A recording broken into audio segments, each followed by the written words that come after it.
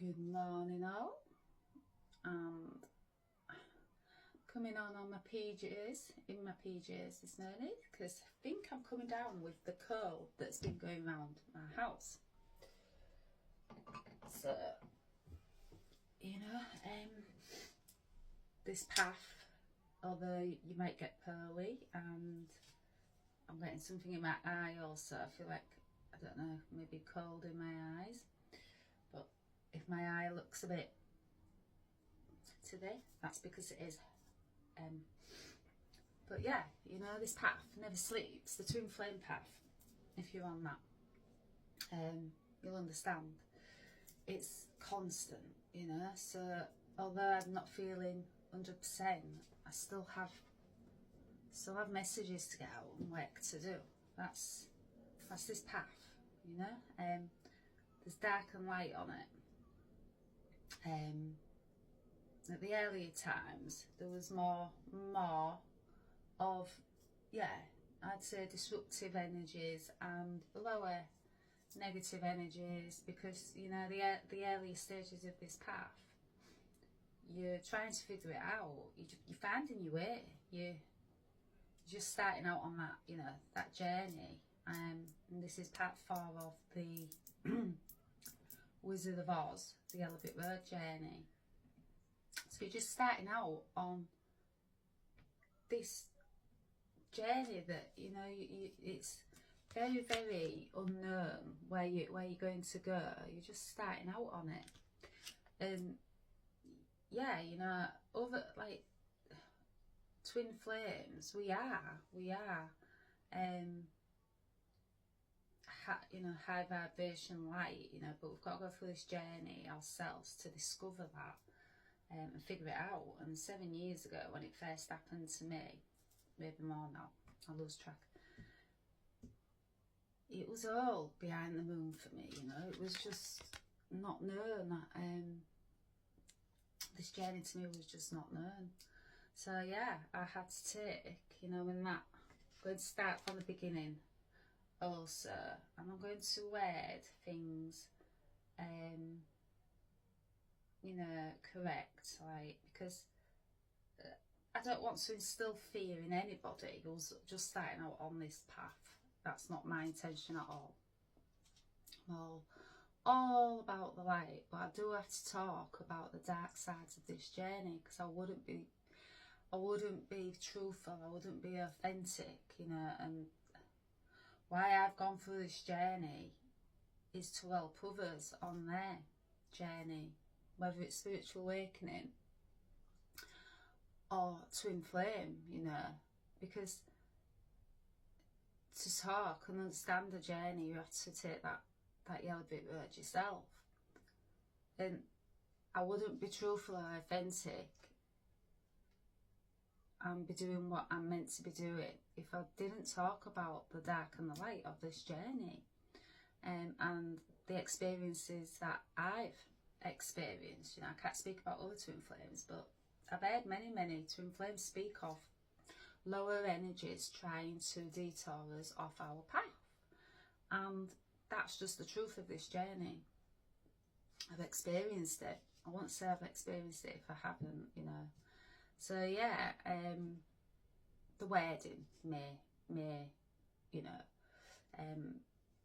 not have come out right, but when I'm channeling, that's the words that come through, you know. So but no, the tower, you know, that Kansas, Dorothy's tornado hit Kansas, and, you know, before that she was in the unawakened state, just like I was. So I wasn't awake at that point when my tower hit.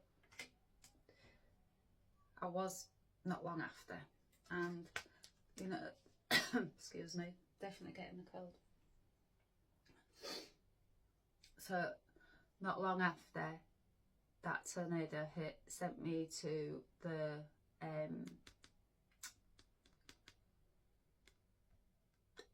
Oz, you know, yeah, sent me on this long journey to the Wizard of Oz and the Emerald City. Yeah, this fool's journey. I took that fool's journey. Had no choice. Why? Because the call was calling me. You know, that tornado hit Dorothy's house because she had to take this fool's journey also to wake up, you know, to the call that had been coming through. You know, the call comes when it's meant to. It doesn't matter what age you are. It doesn't matter what gender you are. It does not matter. If you are meant to wake up and hear this call, you're going to hear it. There's going to be, you know, that tower coming in. And yeah, this journey, it's so unknown. At the very beginning stages, you're figuring it out. There's a lot going on at the early stages of the twin flame journey, spiritual awakening.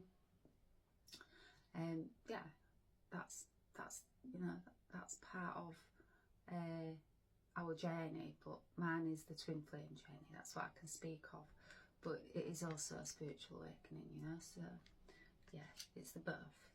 But twin flame, it's a different journey to purely just a spiritual awakening, you know, because you're connected to another, your one soul,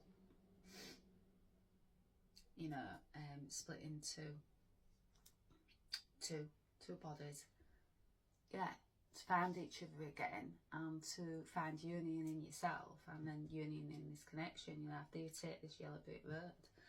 So it's a road of transformation. And those, you know, those bricks are building blocks back to ourselves. You know, we're finding ourselves on this yellow brick road, piece by piece. Those yellow bricks, you know, they'll start fitting in. And that's where the transformation comes in. And yeah, you know, Dorothy was with Toto. I won't leave Toto out again. I don't know why I did, but yeah. Dorothy was purely alone, you know. She didn't have another person at her side. She had a four-legged friend, Toto, which is lovely in itself. And they're, you know, our best companions, aren't they? There's just unconditional love. They're not lowered down by lower energy, you know. I love being around animals, love animals. They just give that love out to us, don't they? It's unconditional. They don't have that lower density that we can sometimes have, you know, on this 3D plane of ours. They don't hold that. They're pure, you know. They are. They're loving. So Hermit, yeah, very much alone. Dorothy had to take part of this journey alone because she had to find the strength, and she had to find, you know, courage and all of that, you know, to carry on this yellow brick road. But, you know, she wasn't alone for long.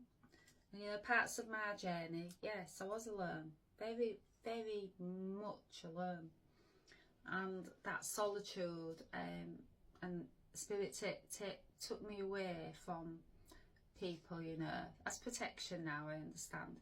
And also in that solitude and that stillness, that's where you heal, you truly transform, you know. The most painful part of my journey was the dark night of the soul. The Kundalini rising was before the dark night of the soul. That was the clearing and the purging and the cleansing of, you know, my chakra system. And as I know now, the angels work through my chakra system. So that, you know, would have been stepping stones for my transformation, you know, so the angels can channel through me. There was working through me all along, but I just had static. I've not done that much transformation back then that I needed to. But as I know now, that the angels work through my chakras, you know, that's how they channel through me. That's what they've said. So that was the Kundalini rising. I was meant to have that. Very, very destabilising, very disorientating, very painful. My body, it's head to toe. I had like ascension flu symptoms, headaches, dizziness, electric shocks going off in my body, feeling energy, feeling others' energy, cold sweats, and hot sweats and body temperature fluctuations. Anxiety, I had a lot of anxiety because my nervous system was trying to stabilise at that point, and I was wondering what's going on here, you know. I'm still in that fight and flight mode, you know. Just figuring it all out. It was still behind the moon at this point, but many more symptoms on the Kundalini rising. I wanted to create everything. I would create. I'm a Leo anyway, and I'm very creative. Being creative from childhood, I just love creating. I think it's a self-expression, and it's healing, you know. I'm a person where if I feel ill and you know, I don't take medication because that's my choice. I have done in my lifetime, but you know, over about 20 years now I haven't, because my soul knew that for me to heal, for me personally, can't speak for others, you know, everybody needs what they need, and if you need medication, you need that. But my journey, it's took me on a different path, you know. It's so when I want to heal, I'll go to a crystal. You know, I've got a headache, I'll put amethyst on my head. I need a bit of love and self-compassion. I'll get a rose quartz out. I need a bit of strength. I'll go for tiger's eye. You know, there is times where I'll think, oh, I need a few paracetamol because I've got, you know, I can't really shake this. But very few and far between now. But years ago, yes, I did used to. But my past took me on a different route. But everybody's different. I'm not a doctor, and you can't diagnose anybody, you know. All I can speak of is my path and what I, you know, I do for myself. And yeah, that's my path. That's the route it's took me. The Sheldrake Road has took me on self-healing and finding more natural ways to self-heal. You know, becoming a Reiki practitioner, angelic Reiki, light language, very healing modalities, very powerful, you know. This journey opened all those gifts up in me, you know, that knowing of those gifts that I held inside already, but I just had to take this journey to find them. But yeah, I don't know why I mentioned the medicine part of it, but it's all part of my journey, so I suppose that's why. But yeah, so the Kundalini, that's why. So the Kundalini was the cleansing, the purging of my chakra system, you know, waking up until it hits the crown. And you know, that's your connection to spirit, so it works from your root all the way up, crown. That heaven and earth connection, so that's how I understand that the angels can work through me now, channel through me. And then after that, the dark night, that's why. So the hermit stage, deep silence and solitude, and more transformation and healing, you know, deeper introspection. The hermit is. The dark night, yeah, that takes you there, is the dark night. That's not to scare anybody, that's my experience. I can only speak of my dark night. But yeah, you're on your own. You are on your own. You're looking for these keys. You know, these keys above the door. You're looking for the keys to get out of that dark night. You really want to be out of the dark night. I don't know if you've ever heard of Dark Night of the Soul. Drop me a message if you are. If you know, you feel like you're in it, or you've heard of it, and yeah, you can resonate with it. But when it happened to me, yeah, I was looking for these keys to unlock that door, to, you know, to get me out of this dark night, because I just didn't want to be in it. But you're in it for a purpose, and it's to find yourself and to go into really deep introspection, healing. And it's going to take you there. It's going to take you into your trauma, your wounds, your past life, this life, what you've not healed in this lifetime. It's going to take you there. It's meant to take you there because it's got to uncover layers of yourself, you know, that you've forgotten also and need healing, to move on this yellow brick road and to find your strength, you know, and to find your love, you know, so for love for yourself, love for others, and your strength for yourself, and also more strength for others. I've always been a helper. I've always wanted to help people. It's just my nature. But because of the process I've had to go through, my spiritual awakening, twin flame, this journey gets very, very exhausting in parts.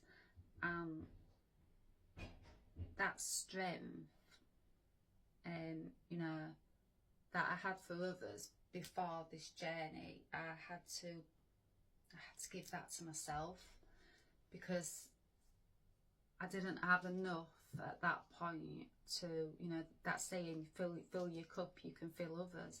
Didn't have enough in my cup with what I was going through on the dark night, especially the dark night of the soul, to fill others' cups at that point. I knew it was only temporary, but my dark night was probably about a year to a year and a half, maybe longer, a few years. But you know, I had to give that back to myself. So the giver and the caretaker in me had to love herself for the first time possibly ever. I had to give that energy back to myself and fill my own cup, and that's what I started doing, this transformation on the Yellow Brick Road. Taught me how to put up emotional boundaries also. Not to be harsh with people, but to put up emotional boundaries and say no when I needed to, which was very, very hard word for me to get used to. But yeah, this transformation on this Yellow Brick Road brought all that back to me. And yes, you know, so I'm down this Yellow Brick Road. I'm finding all this strength and this love for myself, this transformation. Sooner or later, I find my companions, I find my friends on this road, and we go forward together. You know, the chariot is going forward. So I've found the lion. I've only got the lion picture here, card here. And I found the Tin Man and I found the Scarecrow. And those friends want to come with me down this Yellow Brick Road because they feel like they're missing the heart, the brains, and their, what's the other one, the courage. They feel like they're missing those qualities of themselves. So Dorothy says, yes, come with me. And, you know, she probably got fed up of being on her own at this point. Yes, she had Toto, but she was glad to come across, you know, some other kind people like herself, and well, not people, but yeah, Scarecrow, Lion, and Tin Man, you know, companions like herself, and go on this journey with someone else, you know, because you do. I remember the first time finding, coming across another twin flame, and how I knew is because the experiences you have just mirror, you know, the different, everyone's path's different, but the certain words sort of, it's you speak the same language, is what I'm saying, so you understand. And yeah, when you come across people you can resonate with on this path, wow, makes it so much lighter for you, and it helps you carry on this journey also, you know, because there's times where you just don't want to carry on this journey. You just want to get back to normal life, like you had prior to it, what you thought was normal. But this journey is your new normal, you know. Once you wake up to this call, yeah, you're forever changed once you go on this fool's journey and you hear that call. Yeah, this is the new normal for you. You know, I knew from the very beginning, for that tower hitting me and waking me up, I knew that my life would be forever changed, and I was set upon this journey that I didn't know where I was going. I didn't have a clue where I was going. I just knew that I had to follow it because that call was too loud. And I knew that it was also leading me to somewhere so transformative and beautiful. But yeah, in the stages where you have to go through that transformation, that's hard, you know, it's hard work. It's painful, especially through twin flame. I can't speak for anybody other's spiritual awakening or twin flame, but for me, yeah, everyone's different, and this is my experiences and the truth, you know. So yeah, we go on this journey together. You start meeting friends, and it just makes it less lonely, you know. And you're stronger in the group, in the pack, you know. You've got each other's backs, and you can understand each other, and you can talk to people that get you, you know, about this journey. So yeah, that makes it more of an easier journey, you know. It does get easier. It's not all doom and gloom, and you know, but you do have those beginning parts where, yeah, and yeah, you do get lower energies, you know, on this, like doubt. You know, I doubted this journey a lot. Am I a twin flame? What? This can't be real. This is not normal. You know, what's happening to me? Am I going? Yeah, crazy. I did. I doubted it all. But you're supposed to doubt it. Yeah, that doubt's good, you know. But sooner or later you push through that doubt, you know. Again, it's that transformation. You're pushing through things all the time, you know. There's initiations on this path also, you know. Your angels, they'll send tests for you. As thing is, that sounds, it's to build you up, to make you so strong. They're getting ready. They're getting you ready for leadership, for talking about your journey, for helping others, guiding others. They're getting you ready for the biggest role of your life, let's say. They're preparing you for that. All this transformation is the preparation. All the lower energies, meaning from my family, friends, the disbelief, you know, because you can't expect your family and friends to believe your journey, because they are not experiencing or seeing or feeling what you are feeling, you know, or experiencing. That goes for the light parts of this journey, and the dark parts of this journey. They're not going through your transformation, so you can't expect outsiders to understand that. You can't. It's your journey. So it's your journey for a reason. It's meant to, you know, it's your soul journey, your soul path. Everyone's is different. So yeah, so Dorothy found her companions. I'm going to get through this pretty quickly because my charge looks like it's going to go, so I might have to come back on again. So yeah, Dorothy found her companions, and they moved around this yellow brick road together. Pretty soon they're going through the dark woods together, you know. So yeah, dark woods, you know, pretty scary. It sounds scary, don't it? There's not so nice things in those dark woods, but they're together. They're stronger in a pack. They've got each other's back. They give each other that courage. They give each other that strength, that love. So they're moving on this path together through those dark woods. Then they come up to the poppy field, and you know, the Wicked Witch has been trying to stop them all along. You know, it's power, it's control. She's saying, I want those ruby slippers because I want to keep control of, you know, Munchkin Land and the Emerald City. She wants to, yeah, and she wants revenge for Dorothy's house landing on the other Wicked Witch, her sister. So yeah, not nice energy there from the Wicked Witch, is there? Let's be honest. That's quite a low energy, and she's trying to put obstacles every step of the way for Dorothy. So going through inner companions, pushing through these, so they're finding all those qualities inside themselves, what they're going to the wizard for, you know, that they're going through this journey to find that they have those qualities inside them already, but they don't know that yet. They have to do this journey, because how would you ever know what strength you've got inside of you if you don't face, you know, the dark parts of your journey? Well, you don't. So the in the poppy field, she's trying to put them to sleep, you know, with that sleeping potion. And then Glinda, the good witch, the light parts of this journey. So Glinda for me is my angels. Glinda for me is my spirit team, my ancestors. The ones that guide me, that are not seen, that are behind the scenes in the spiritual realms, you know, but I hear them. I'm also very much guided to pick like crystals, and guided, they guide me. That's the best as I can explain it. It's a knowing, and orchestrated, you know, my path is orchestrated by them.